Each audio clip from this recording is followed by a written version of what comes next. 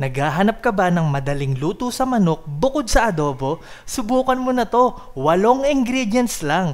Sweet soy chicken, manamis-namis at savory goodness. Madali pa to sa AC, tuturuan ka ni Tipsy. Let's go!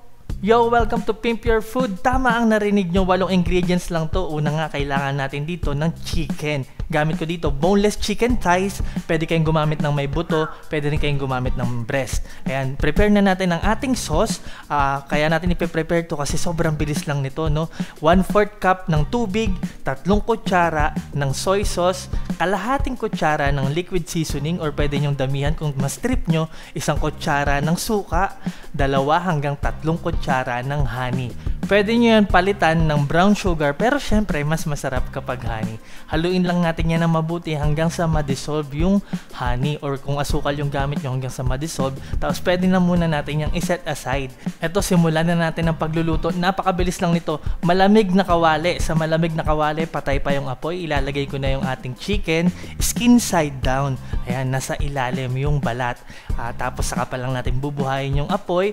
Kaya ang dahilan kung bakit nasa ilalim yung balat, kasi pag mamantikain natin yan, magpuproduce siya ng oil, yan yung gagamitin natin na pang prito sa kanya at saka pang gigisa natin. Ayan, nakikita nyo naman, no? Ayan, tuloy lang natin yan hanggang sa mag-develop ng kulay yung skin ng chicken at makapag-render ng sapat na mantika. Ayan, automatic, di ba? Matic, meron na tayong chicken oil. Ayan, flip lang natin para yung kabilang side naman yung maprito or ma-sear hanggang sa mag-develop lang din ng color. Pwede na muna natin yan iset aside kapag ganyan brown na yung ilalim. Okay, ayan na yung chicken oil natin, tsaka yung mga drippings, wag nyo nga alisin, may lasa yan.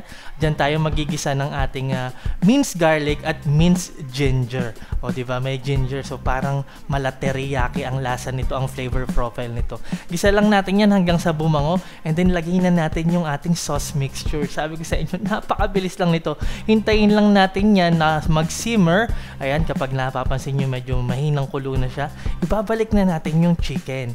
Skin side down ulit. Alright, ayan. Tapos, ayan, hayaan lang natin siya mag-simmer dyan at tatakpan natin yan ng mga 6 hanggang 7 minuto. Alright? Yan, tuloy lang natin yan. Simmer hanggang sa talagang para maluto talaga yung chicken at makasip-sip ng ating masarap na sauce. After 6 to 7 minutes, pwede na natin yan baligtarin para pantayan luto. Ayan, at yung kabilang side naman, yung meat side naman, yung makapag-absorb ng ating napakasarap na sauce. Alright, same process. Tatakpan lang natin yan at hintayin natin ng 6 hanggang 7 minuto. Pagkatapos ng 6 hanggang 7 minuto, pwede na natin tanggalin yung takip. Tapos mapapansin nyo, yan, nag-reduce na yung sauce.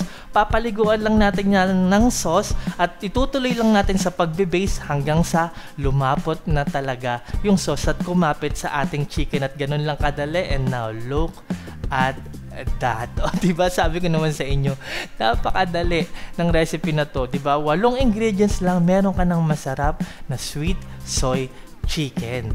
Literal na quick and easy, di ba? Ayan, kaya nga pala boneless ang ginamit ko dito kasi ayan, pwede mo na yung i-pre-slice bago mo i-serve. Ilalagay mo sa ibabaw ng kanin, tapos syempre, bubuhusan mo ng ating sweet soy sauce. O, diba? Pati pagkain napakadali. Hindi ka na maghihimay, hassle-free. Kain ka lang ng kain. Diba? Kaya naman pwede sa mga bata, lalo na manamis-namis. Ayan, para sa marami pang recipes, huwag nyo kalimutan mag-subscribe sa aking YouTube channel, Tipsy Goes Random. Mag-follow kayo sa aking Facebook page, Pimp Your Food, at sana i-follow nyo rin ako sa TikTok at Kev_Andrade. Maraming salamat sa palagi nyong panonood, pagtangkilik, pagsuporta, pagsubaybay. Ako po si Tipsy D. God bless sa inyong lahat. Peace!